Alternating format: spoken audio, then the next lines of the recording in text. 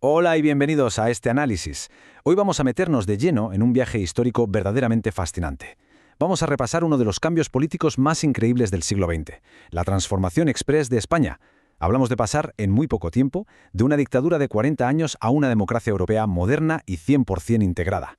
Y ojo porque esta es una historia de consensos totalmente inesperados, de muchísima fuerza social y sobre todo de retos monumentales.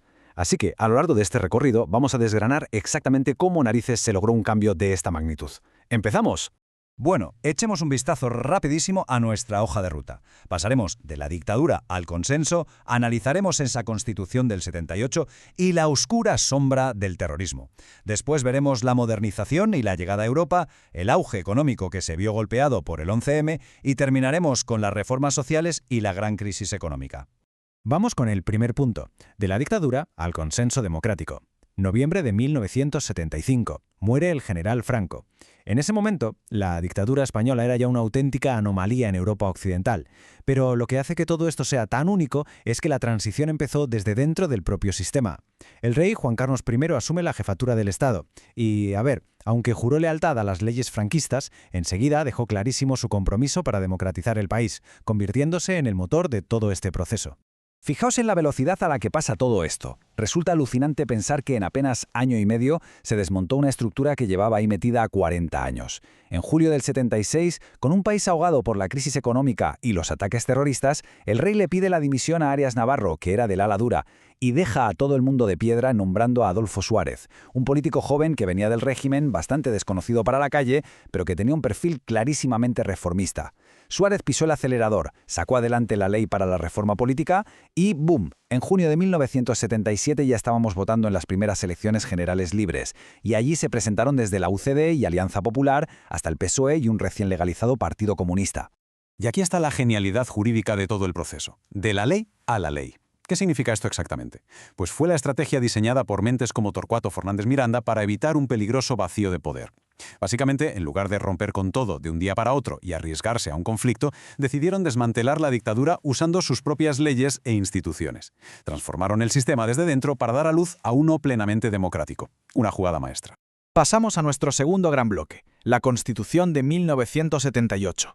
Una vez que tuvimos esas primeras elecciones y Suárez formó gobierno, tocó sentarse a escribir las reglas del juego. Y madre mía, menudo reto. Hacer una constitución requería un consenso brutal entre fuerzas políticas que, literalmente, hasta hacía 2 días, eran enemigas acérrimas. Ese mismo espíritu de llegar a acuerdos fue el que impulsó los pactos de la Moncloa en el 77, un salvavidas conjunto para estabilizar la economía frente a la crisis internacional y, a la vez, garantizar las libertades sociales. Si ponemos ambos modelos frente a frente, el giro institucional es enorme. A la izquierda, lo que había antes, un régimen que durante 40 años controló todo desde el centro, sin libertades políticas, y a la derecha, lo que trajo la Constitución, una monarquía parlamentaria democrática, es decir, un parlamento con 2 cámaras, separación de poderes, un tribunal constitucional para proteger los derechos y una profundísima voluntad de descentralizar el país. Echadle un vistazo a cómo empieza todo. El artículo 1. España se constituye en un Estado social y democrático de derecho. Y ojo, esto no es simplemente palabrería legal. Era la forma de dejar por escrito los nuevos valores supremos de la sociedad: libertad, justicia, igualdad y pluralismo político. De un plumazo se dejaban atrás décadas de represión ideológica. Pero el punto verdaderamente crucial de todo este cambio está en el artículo 2. En la dictadura, el poder lo tenía una sola persona, el dictador. Pero aquí se corta por lo sano con el pasado. Este artículo le devuelve oficial y legalmente el mando a los ciudadanos. La soberanía nacional reside en el pueblo español. Desde ese instante, cualquier gota de poder en el Estado sale única y exclusivamente de la gente. Claro que decidir cómo organizar el mapa de España fue, en fin, un auténtico rompecabezas. El artículo 137 se sacó de la manga el Estado de las autonomías. Reconocía que España era una nación indivisible, sí, pero también garantizaba el derecho a la autonomía de sus regiones y nacionalidades. Esta ambigüedad, un poco dejada a propósito, descentralizó el poder creando 17 comunidades autónomas, pero como todos sabemos, también plantó la semilla para unas tensiones y negociaciones políticas complejas que siguen estando súper presentes hoy en día. Nos movemos al tercer punto, la sombra del terrorismo. Y es que a pesar de la euforia y el optimismo democrático, tenemos que hablar de la realidad oscura de la época. Aquella joven democracia era de cristal, muy frágil, y se topó con grupos violentos que querían, literalmente a base de bombas, reventar ese nuevo consenso pacífico. 350.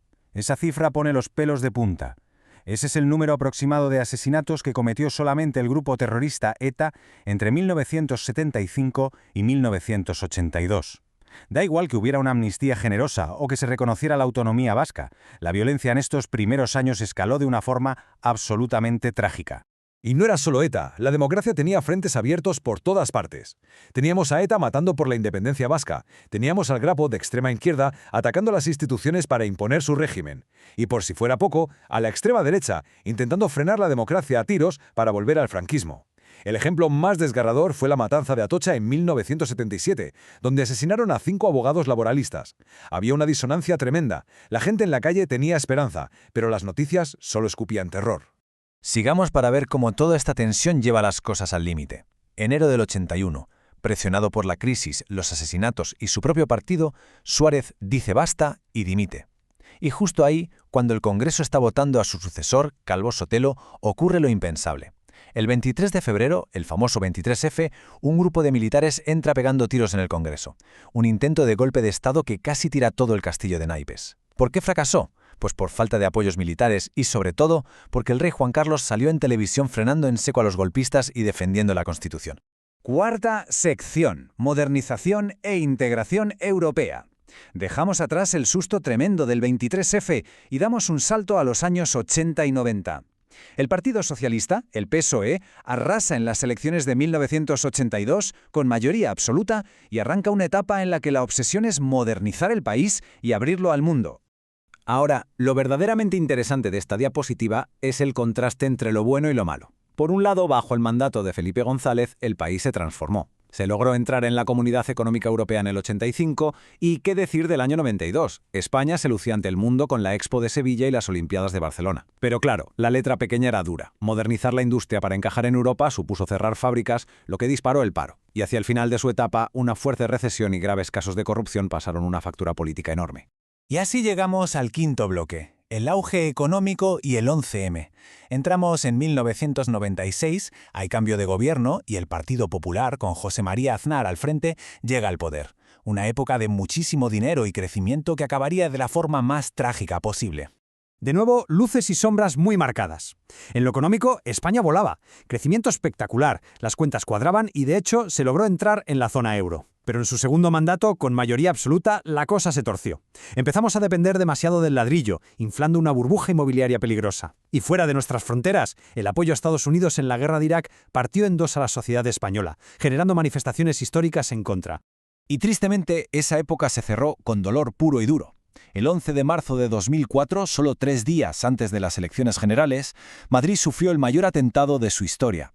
Las bombas que Al-Qaeda puso en los trenes de cercanías se llevaron 191 vidas.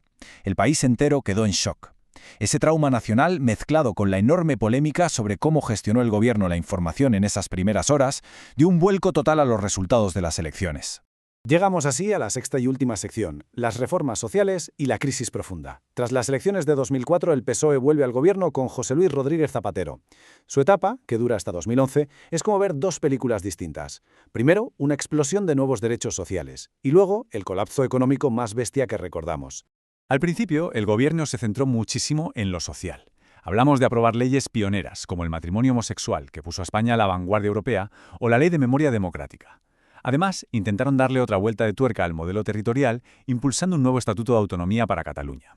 Algo que, como imaginaréis, reabrió por completo el melón de cómo organizar el país, un debate que venía arrastrándose desde el año 78. Pero fijaos en el gráfico de desempleo, porque en 2008 el castillo se derrumba. La crisis financiera global llega, la famosa burbuja inmobiliaria estalla, y las cifras son de infarto. El paro pasa de estar controlado a superar el 20% en 2010, y casi roza el 25% en 2011. El drama en las calles fue absoluto. Familias enteras sin ingresos y un paro juvenil que en algunas zonas pasaba del 50%. Una locura. Con la economía en caída libre, el gobierno no tuvo más remedio que pisar el freno a fondo. Paradójicamente, tuvieron que desmontar muchas de sus propias políticas sociales estrella, se aprobó un paquete de austeridad durísimo, adiós al cheque bebé, se congelaron las pensiones y le bajaron el sueldo a los funcionarios. Evidentemente, el cabreo ciudadano fue monumental, el gobierno se desgastó por completo y hubo que adelantar las elecciones. Elecciones que, poco después, ganarían los conservadores de Mariano Rajoy con mayoría absoluta. Y para cerrar este análisis, os lanzo una reflexión. Hemos visto el increíble encaje de bolillos que se hizo durante la transición. Cómo pasaron de una dictadura a una democracia usando las propias leyes franquistas, creando unos consensos casi mágicos. Pero si miramos las noticias de hoy, la gran pregunta es, ¿esa flexibilidad y esas ambigüedades territoriales que en el 78 sirvieron para evitar que el país se rompiera, hasta qué punto son las mismas que hoy alimentan las enormes tensiones políticas de España? Es para pensarlo, ¿verdad? Nos demuestra que la transición no es solo un capítulo cerrado en un libro de texto, sino el manual de instrucciones imprescindible para entender lo que está pasando ahora mismo. Gracias por acompañarnos en este recorrido y nos vemos en el próximo análisis.